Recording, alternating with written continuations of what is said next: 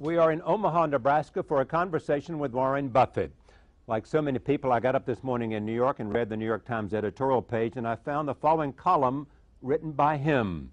It is an op-ed which is called "Stop Coddling the Super Rich." Here are some excerpts. Our leaders have asked for shared sacrifice, but when they did the asking, they spared me. I checked with my mega-rich friends to learn what pain they were expecting. They too were left untouched. While the poor and middle class fight for us in Afghanistan, and while most Americans struggle to make ends meet, we mega-rich continue to get our extraordinary tax breaks. Buffett speaks directly to the newly designated 12-member Supercommittee of Congress, outlining the stakes for the country.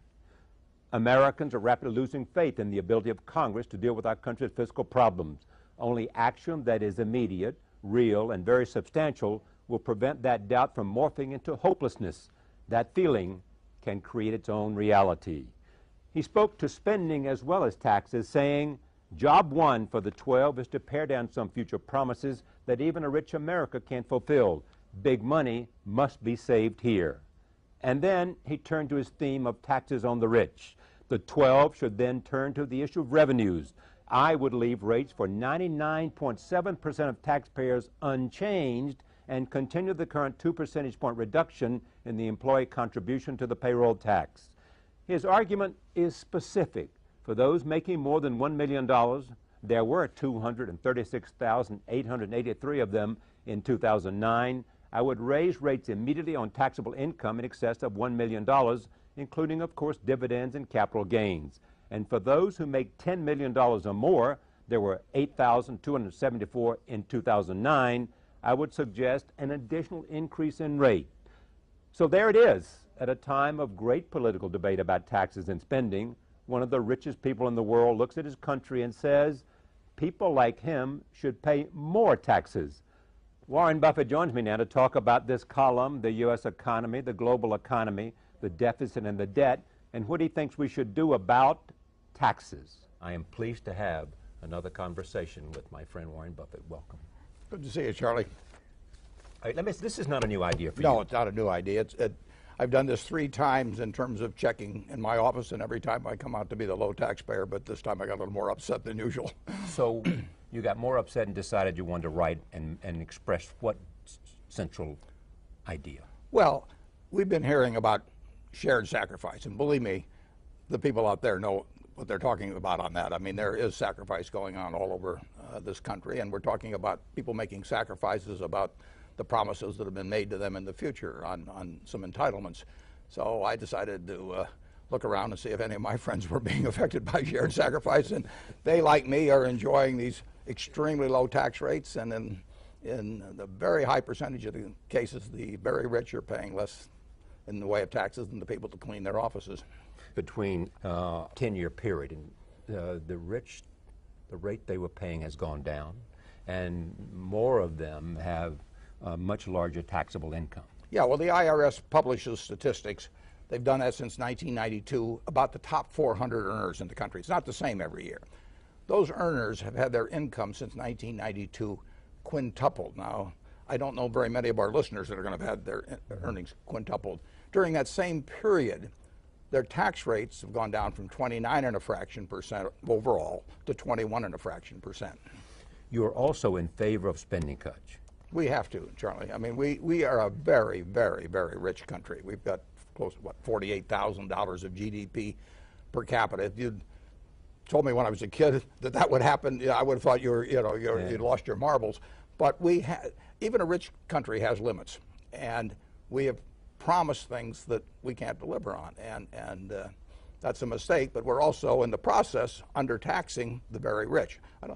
What I propose, incidentally, would not touch the taxes of 99.7%. I'm talking about 0.3% of the American public. But the people from $1 million on up, I think, should be asked to share in a little of the sacrifice that we're all being asked to share in. What's the formula you're looking for? Well, I think what really gives the low rates to the very rich like me is the low tax on dividends and capital gains.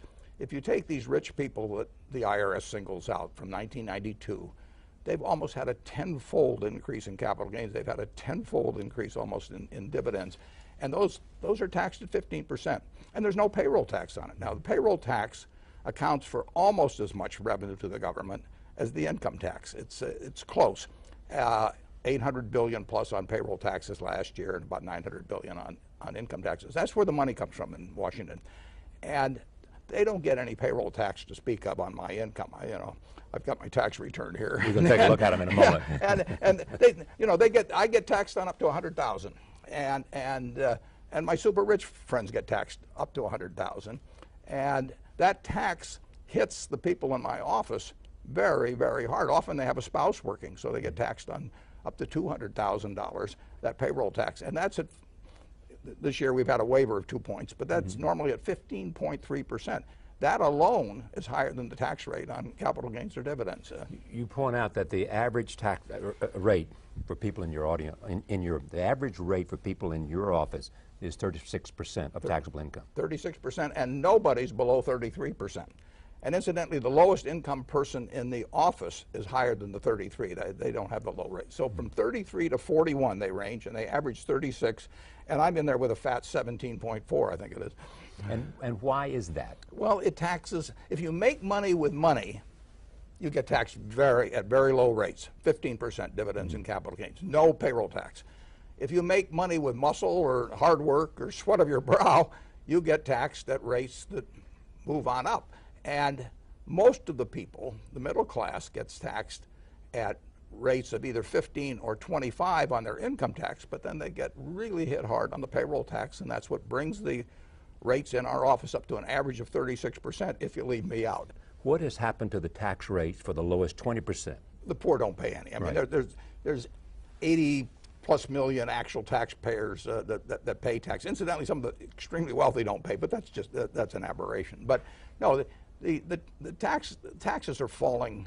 The high rates are falling on the middle class and the upper middle class.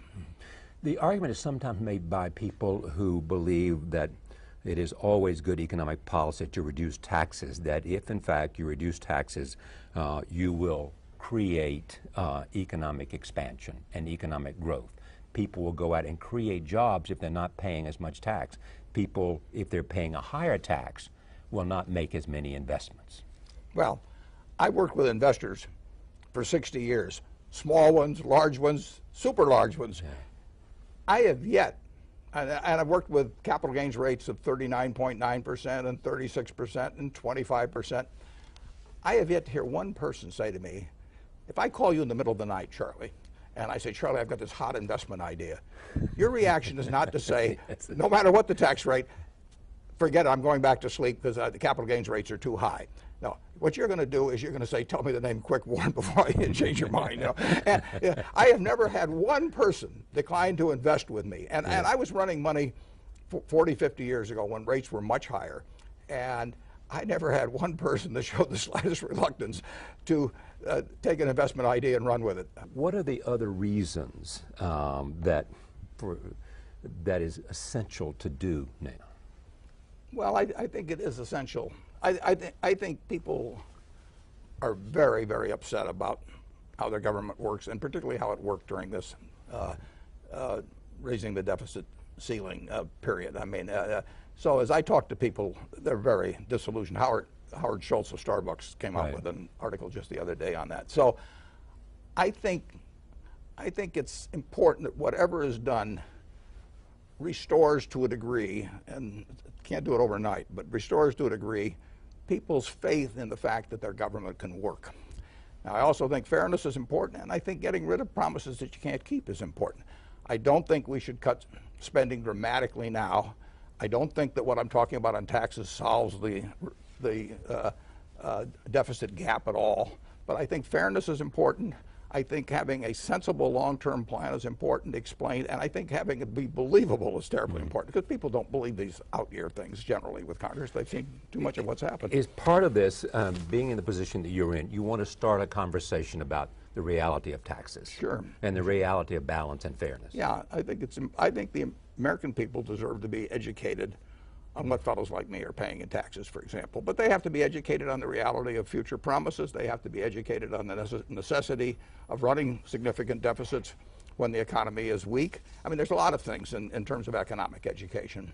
But this is the time to do it. If we don't do it now, if these 12 members who have been appointed now to the super committee, Yeah. if they come back with something that's a lot of mush, the American public's had it. And what happens to the country? It isn't good. It isn't good. The country will still come through. Believe me, Right. we'll rise to whatever occasion the occasion demands eventually. But we are wasting so much in the way of potential output in terms of the opportunities for people that we ought to get on with it. I mean, the job of government is to govern.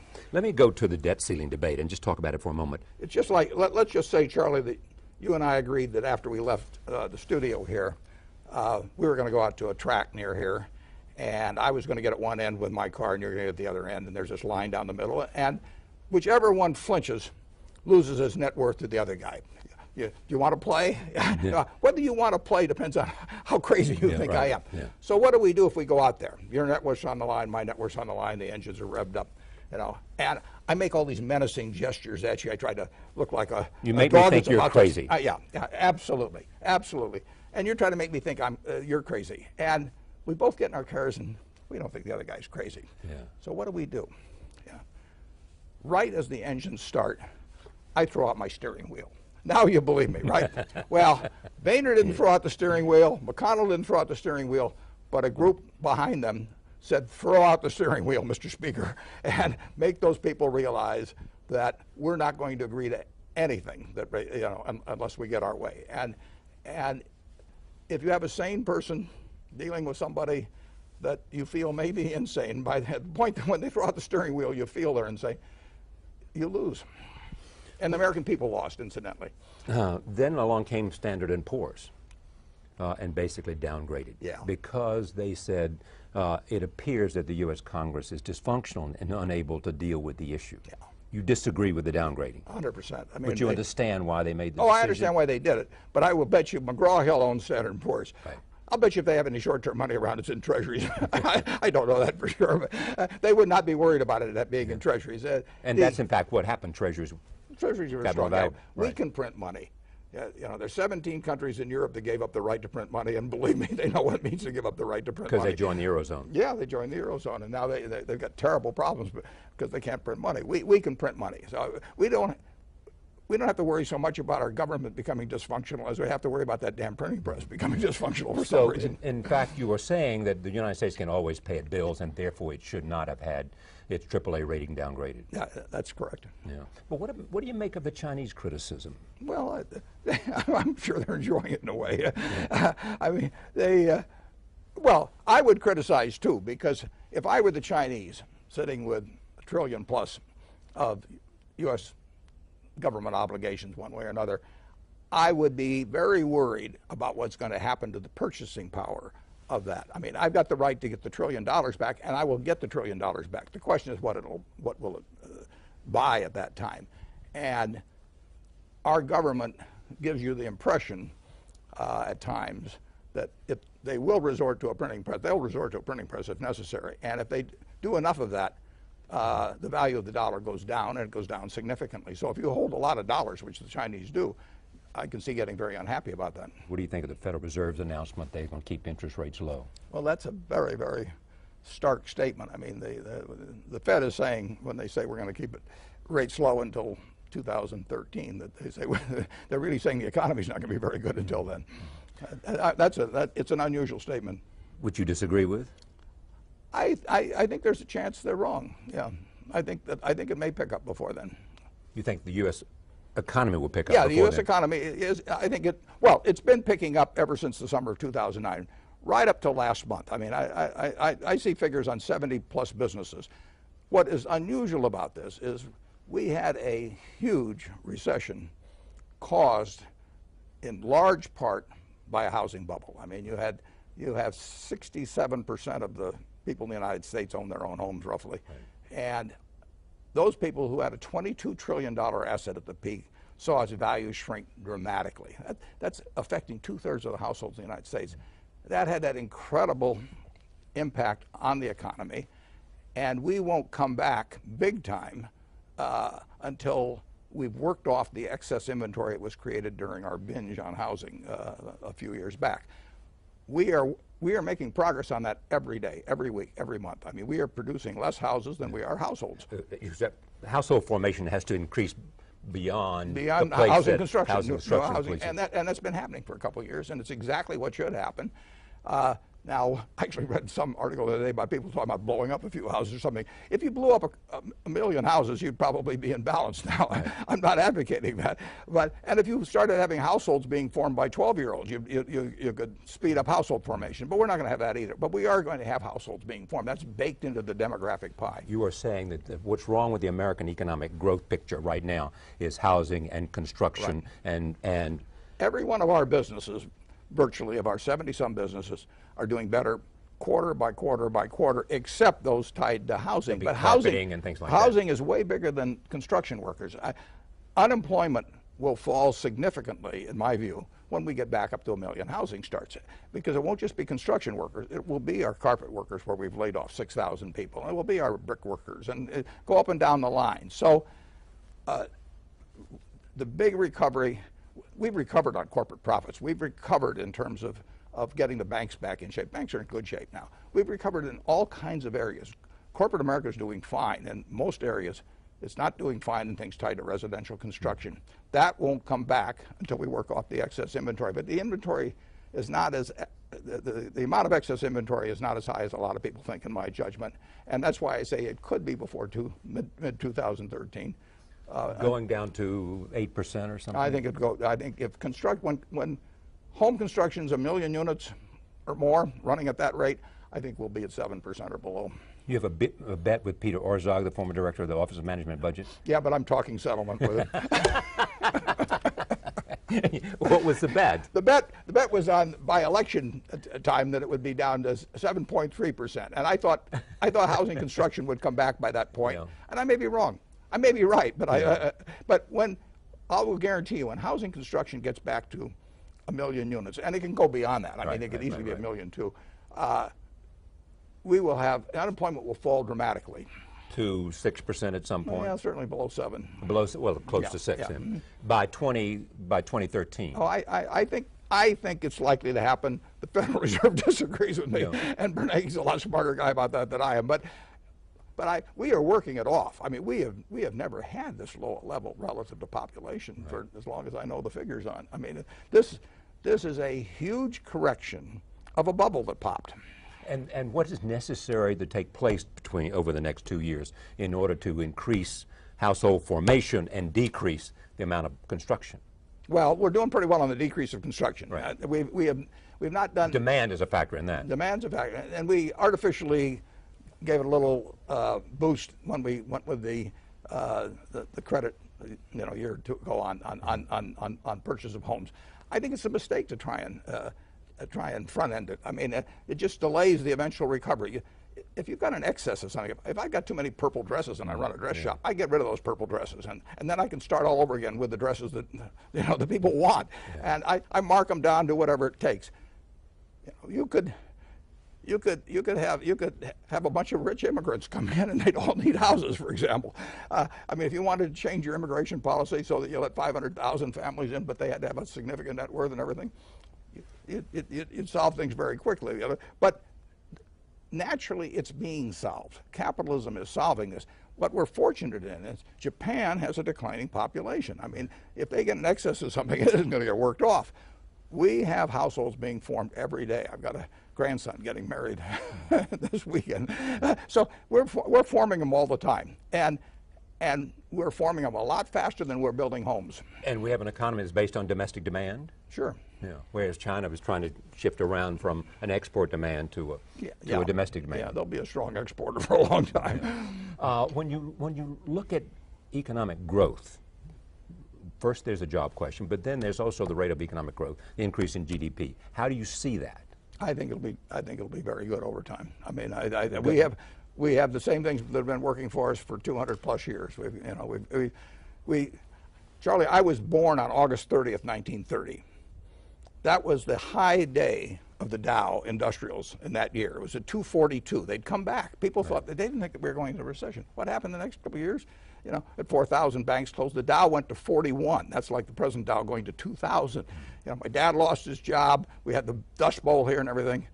We're living 6 times better than then now. The American system works. It works terrifically, and it has occasional recessions. I mean, we've probably had 15 of them since the country was formed, and this was a particularly bad one because we had a bubble in the biggest asset around for the American public. You have made the point that I guess it was in 1779 or somewhere right about then, that the Chinese population was like 290 million. Yeah, 290 million. I The think American 79. population was about 4 million, and Europe's was about 50 million. Yeah. And look what happened. Look what happened. And we weren't smarter. We didn't work harder. We didn't have greater natural resources. We just had a system that worked, and they've been smart enough to catch on. Okay, but there are interesting things that are at work as well. The demographics are at work. So they have more domestic demand possibilities in China because of their population, or in India because of their population, or in Brazil and places like that. Some will argue that it's going to be a much more competitive environment for the United States. While we may have a system, other people are learning from our system, and they also have some built-in advantages that we don't have. Yeah, they've gotten smarter about things. I mean, if you go back 50 years in China, the Chinese were just as smart then. They worked just as hard, but they weren't getting results. And now they're getting incredible results. They picked up on the system, but that's not bad for us. I mean, we do not, the world isn't a zero-sum game at all. We want the rest of the world to prosper. We'll sell them a lot of things. You know, most people don't realize it, but our exports as a percentage of GDP have doubled in the last 40 years. You know, we have become better at exporting things, but just we like to import a lot better. Two big debates coming up in terms of this country and a political season. One is about taxes, which you are speaking to in this piece, basically saying the rich ought to pay more. The other is the role of government. How do you see that debate? Well, I think if we get back on more or less the formula we had, which was getting 18.5 or 19% of our revenues from taxes, we can spend 21% then. We can run a deficit of a couple percent of GDP on average over time because our country will grow, and we have a lot more debt-paying capacity than we had back in 1790. Just like I've got more debt-paying capacity than I had 50 years ago. So as your income grows, your population grows, your wealth grows, you can handle more debt, but you can't let it keep increasing as a percentage of your income or wealth, and which is what we've been doing like crazy lately. So I don't mind a couple percentage point gap. 18.5 or 19 on revenues, 21 or thereabouts on expenditure. But that means we have to hit both sides, and we can't put ourselves on a trajectory that takes the expenditure side up automatically as the years pass, which is what we've done with entitlements. Do we need another stimulus program? Well, we've got the biggest stimulus program the world's seen virtually going on right now. That debate is really gotten somewhat ridiculous in my view, because fiscal stimulus is when the government spends a lot more than it's taking in. So the deficit is our stimulus. The deficit is our stimulus. You can say a bridge someplace is part of that act. You can say cutting taxes is part of it, as was the case in our Stimulus Act. But the stimulus is the government pouring more money out than it's taking in. And we have a stimulus going on that's 10% of GDP, which we haven't seen since World War II. So we have a huge stimulus going on. Nobody wants to call it a stimulus because that's gotten to be a dirty word, but we have a big stimulus. We do, in my view, whether we have a 10% of GDP deficit, right, which is a huge stimulus, or a 12 or an 8 doesn't make much difference. I think that we've pushed monetary policy to the limit, we've pushed fiscal policy to the limit, but fortunately, the most important thing in terms of this country ever coming out of recessions has been the natural workings of capitalism, and I think you've seen that the last couple of years. And you are saying at this table this day you do not see the likelihood of a double-dip recession, because the only thing that needs to happen to make this economy as strong as it is new construction. Yeah, I would say there's only two things that could cause me to be wrong on that, in my view, and I don't think either one is people lose so much faith in government to handle things that they talk themselves into a huge funk in this country. And the second thing could be if somehow the troubles of Europe spilled over here. Confidence is an important thing. Sure it is. And there was a damage to confidence based on what happened in Washington. Charlie, I own stock in a lot of companies. If I get upset about the management, what they're doing, do I lose confidence? Yes. Do I feel different about investing with them? Yes. I mean, you've got to have confidence in your leaders. I mean, we went into World War II with confidence in our leaders. It's vital. It looked like we were losing the war for 6 months, but we never lost confidence in our leaders. And you have to believe in them, and they have to give you reason to believe in them. Help me understand now what the danger is that we face, if things don't happen as well, if Washington cannot get back on track, maintain the confidence of the American people, and at the same time make the right decisions. Because if that super committee doesn't do the right thing, that's why I'm telling them to do the right thing. That's why you tell them, this is directed in part to that super committee to say, look, you got to look at taxes really strongly here. If I can pick 12 readers for it, they're the ones. No, if you go back to September of 2008, I mean, you had a month when everything was falling apart. Freddie, Fannie, hey, you name it. What our leaders were saying to us then, the key players, they were saying, we'll do whatever it takes. And I knew they had the power to do whatever it took, and then I believed they would do it. Now, the problem about government now is that if they come out and get on the Sunday talk shows and say, I'll do whatever it takes, people don't believe them. I mean, they've got to see action. And here they see something like the raising the deficit limit used as a hostage for something so vital importance to the United States. I mean, if you can use it as a hostage in terms of spending, you can use it as a hostage on funding education or anything else. I mean, it isn't limited to that. If you got something that comes up like that, people do not want to see the instruments of government used as weapons. The old idea of the law that it's a shield, not a sword. I mean, the minorities become a sword in this respect. And I don't blame this on Speaker Boehner. I think if he'd you talking about the members of the Tea Party and the people that said people when he went back to him said to him, you're not going to have our support if you go in there and bend an inch on this. They said throw away the steering wheel. You have also said that you guarantee that there was one way to get people to vote differently on this, which is if you say unless you reduce the deficit to 3% of GDP. 3% of GDP, and it's now about 10%. Right. Unless you reduce it, then you are not eligible for re-election. Yeah. If you had that facing them, you'd get a decision about these issues right away. Tomorrow. But it's still tongue-in-cheek, though, Charlie, because during a huge recession like we had, during an all-out wartime period, you don't want them operating with 3% of, I mean, you need larger deficits. But you certainly need something a little less than that on average over time. But I just use it to illustrate that this is a world of incentives. Right. And we work on incentives in every way. We work on them in education, in business, every other place.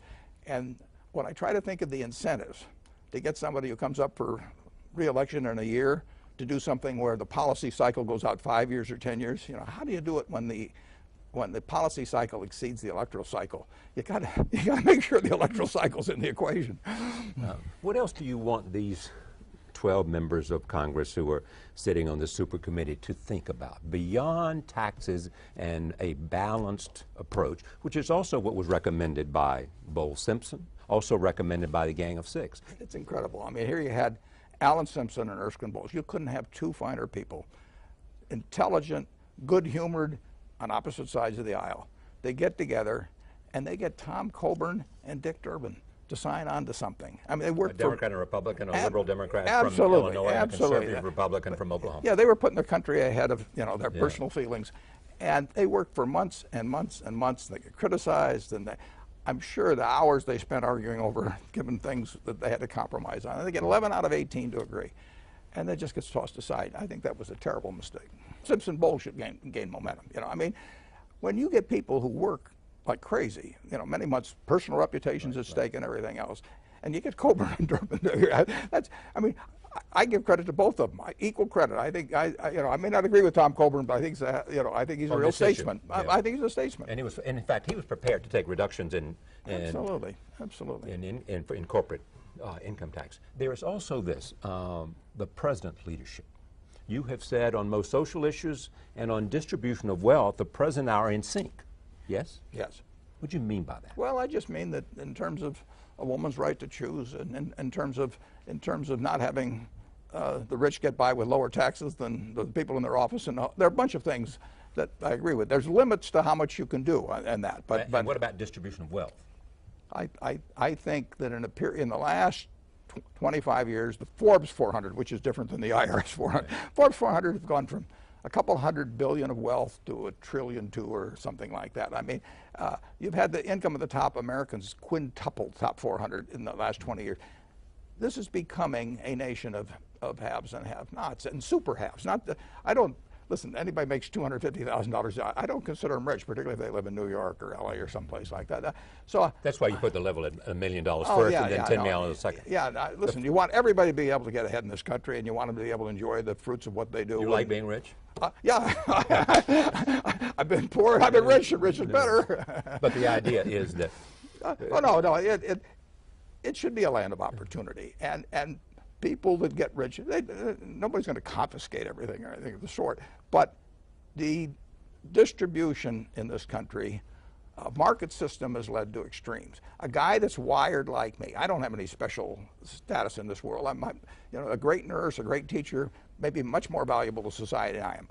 I'm wired so that I can figure out what things are worth. Allocate capital. Yeah, so I get super rich, and somebody whose adenoids are in a certain arrangement gets rich. But television makes a lot of people rich. I mean, Lou Gehrig held out for $25,000 in the late 30s. They benched him. They didn't bench him because he had a break in the street, but he had a long struggle.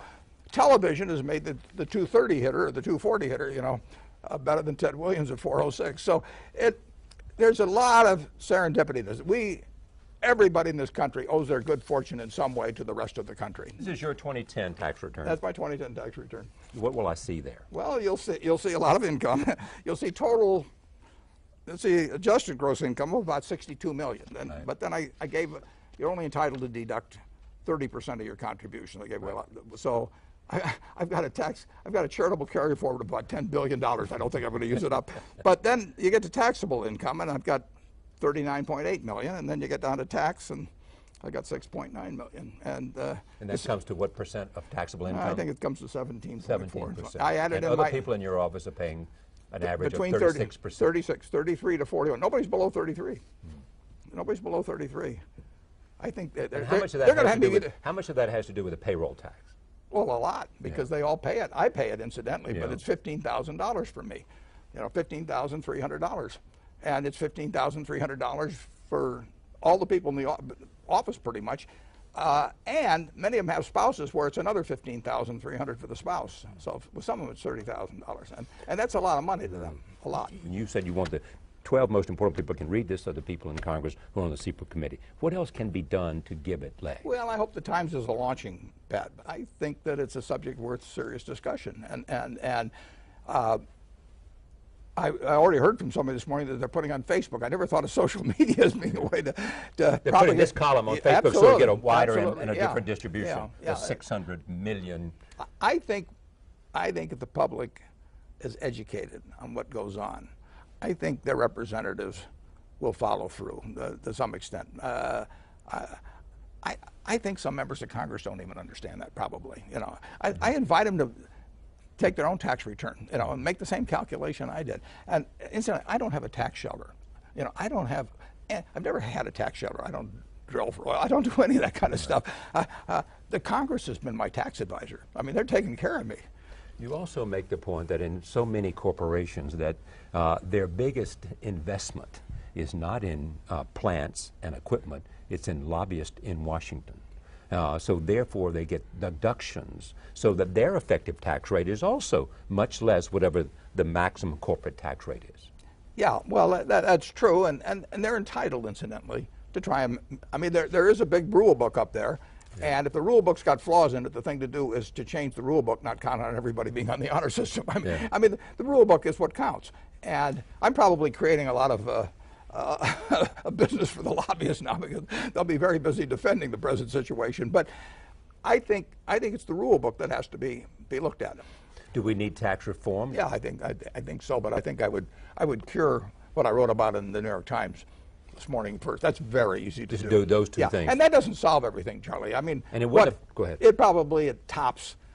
It would be $50 billion a year. Now everybody talks in terms of 10 years now, so it'd be $500 billion over 10 years. But this doesn't close the gap. I want to move up toward that 18.5 or 19, and I hope we get a lot of it out of growth. But I think it's kind of silly at this point to count entirely on that. And I think we've got to move the expenditures down to 21 or thereabouts %. How do you measure President Obama's leadership on this? Because he could have done more to be in support of Simpson Bowles. Yeah, I and wish he could have been out earlier. I wish he'd been. I wish he had. Both sides were afraid to touch Simpson Bowles. I mean, that's pretty clear. I mean, it made too much sense. They didn't want to be associated with it.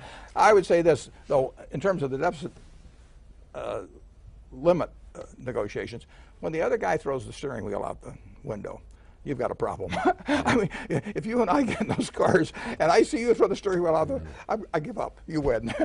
Yeah, in fact, when you looked at the Republican debate the other night, and they asked them to raise their hand if you were in favor, of a level of spending cuts which were 10 for 1. 10 for 1. 10 for 1. I mean, and everybody would not go for that. That was was 10 to pathetic. 1. That was pathetic. I mean, listen, I like Republicans. I mean, if you got Democrats on some core issue to them, they'd probably do something just as silly. But when they take that attitude, they are really saying, I want to win this primary. They are saying to the country be damned, I want to win this primary.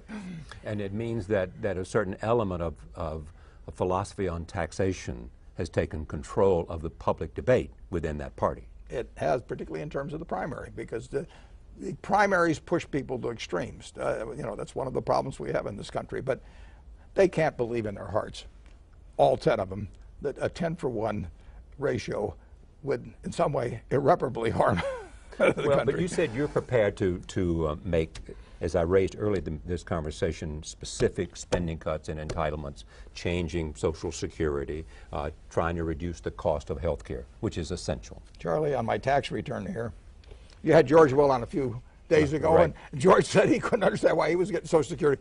Here it is. Social Security benefits, $32,680. You get $32,000. $32,680. Right. And you even don't need it. a portion of it's tax-free, not a very big portion in my case. But So you make it means test. Oh, in a second. I mean, I think the idea when we've got this very, very rich family in this country, a lot of us have troubles. 60 million people live in households where the income is $21,000 a year or less. And I say to people who say, we shouldn't raise taxes, just try that for a few weeks. I mean, just try it. So I think that when we're going to have to do things that are even a little bit tough on them, maybe, I think you've got to come after some of us, and it certainly shouldn't be giving me Social Security. It's deposited in my bank account every month without me even knowing about it. Where does this populist instinct in you come from? I was born lucky. I was born in the United States of America. The odds were at least 30 to 1 against that. I didn't have anything to do with that. I was born wired for capitalization. I didn't have anything to do with that. So here I am. I won the ovarian lottery the day I was born. A lot of people don't. They go off to Afghanistan and fight for us to preserve things for me. I mean, when some of my friends complain about their taxes, I feel like saying, let's continue this conversation on the shores of Normandy. Let's just go over there and we'll just talk about this, how terrible your situation is. And I really think this country works wonderfully on a market system, and we don't want to give it up. We have to control that market system in many ways, but it works. It works with the kind of incentives we have. It works with equality of opportunity. It's not perfect, but we've tried it. We've tried for it over the time. But the lucky ones still prosper incredibly disproportionately, under this. I'm not for having some kind of a czar in Washington decides what's proper for everybody, but I do think something that thinks about the 60 million people that are living at $21,000 a year or less in their household. I think a rich society should think about them a little bit every day. That's the America you believe in. Yeah, it is. I think it's the America most people believe in. Are you okay by Dodd-Frank, that in fact that was the appropriate reform to do? I haven't read it, Charlie. I think that there's two things that are needed to keep the financial system from going crazy. One is keeping some limits on leverage, and we didn't do a very good job of that last time. And incidentally, well, Dodd-Frank's devoted to that a little bit, isn't it? Yeah, but Congress, they encouraged huge leverage in Fannie and Freddie. I mean, that's where the money was. The second thing is having the proper incentives for people at the top of important financial institutions. We saw institution after institution go to the government and say, we're too important to society that you can't let us fail. So pour in the money, do whatever is necessary, and meanwhile, I'm going to go off and be rich. The guys have screwed it up. I think you've got to have downside, really drastic downside, for the people that run financial institutions, big ones that get into trouble. And we need those incentives, and I don't think they've attacked that yet. That can be done through the board of directors. But too big to fail continues to exist. Too big to fail will always exist. There will always be institutions that are too big to fail. Should they be They're deciding over in Europe that Greece is too big to fail. Okay, but should they be broken up? I know that. Yeah. Should those institutions be broken up? No. As one form of Federal Reserve? We decided the whole banking system's too big to fail when we put in the FDIC in effect. Right, I mean, we can't exist without them. But we have to do something to change the behavior of people that are at the top of those institutions, so they have huge downside. They didn't have downside. You know, people, I'm not going to name names, but those people did not have downside. They had downside to their reputation, but they walked away with tens of millions, hundreds of millions of dollars. So you can't have that kind of a situation exist and expect great behavior. And then you have to have some restrictions on leverage. But has that changed? The incentives have not changed very much. They say they've changed by paying them more in stock and all that, but that isn't draconian enough for me. All right. I want to come back to Omaha. Great. But and look at just what the lessons of Berkshire Hathaway are for you. I mean, most of your businesses are growing. Yeah. Railroad's growing. Everything's growing. Everything's growing. Pretty much. You are finding that you need to hire new people? Sure. We're investing a record $7 billion this year in capital investment, almost all of which is in the United States. That's at least $1 billion more than we've ever invested in the past. There's plenty of things to do here. You have often said that, I mean, in a time like this, in which there are difficult times, that's the best time for you because you can have more opportunities to buy things that you think are of quality at better prices. There's no question about it. I like buying on sale. But, last Monday, we spent more money in the stock market buying than any day this year. You know, but it was buying stock. Buying stocks, not business. But buying business is very infrequent. I mean, there's a lot of happenstance in that, but you got to be ready to do it.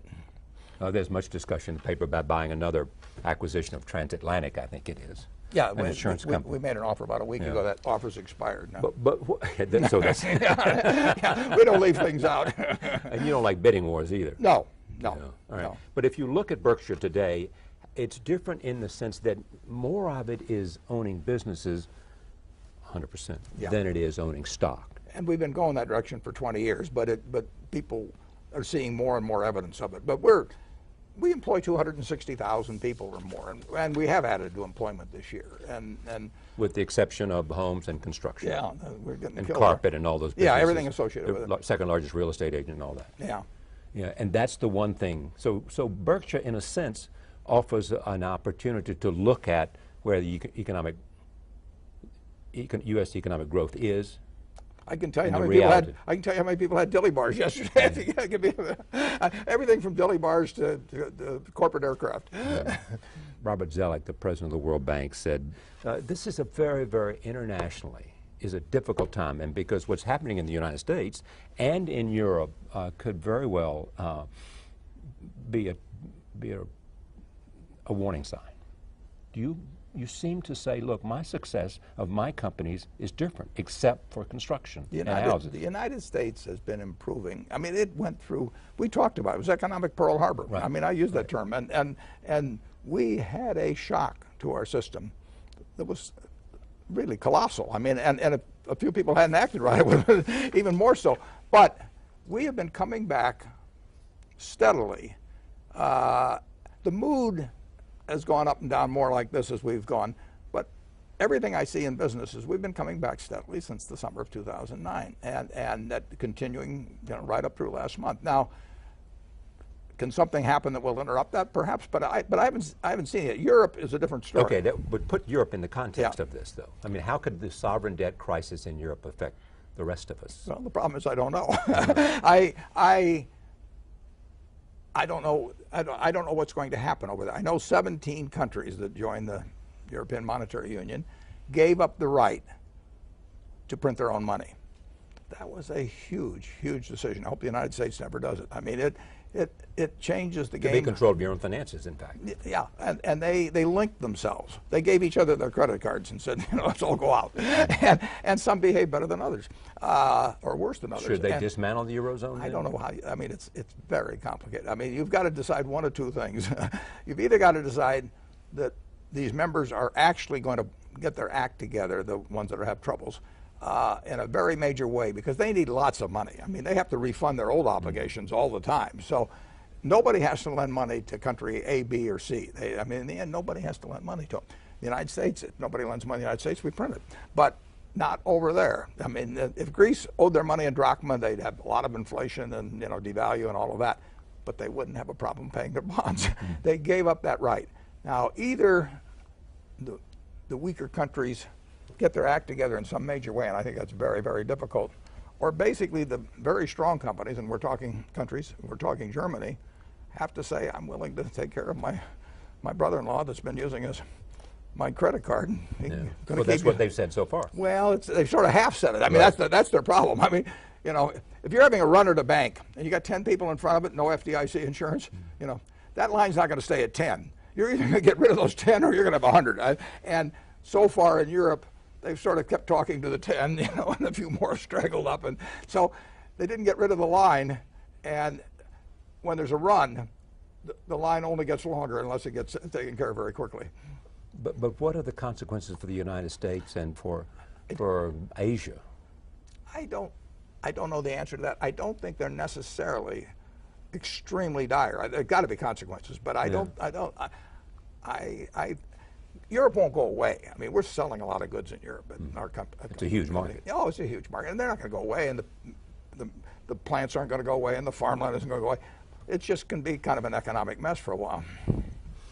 You have said before that to me and to others that Berkshire is your canvas that you paint on. It's your masterpiece. Well, I don't know about masterpiece, but it's my canvas. So what is it that, if you look at it today, Berkshire, you find fault with? Find fault with? Yeah. Well, I made plenty of mistakes along the way, so I've got a lot of brush strokes out there that if I just give me a little whatever it takes to remove that, I would do it. So I made plenty of mistakes, but I expect to make mistakes, and I'll keep making mistakes. So, because unless you take chances, you won't make mistakes. Oh, sure, and mistakes are part of the game. I mean, you're swinging at pitches, and you miss a few. But no, I don't want to sound.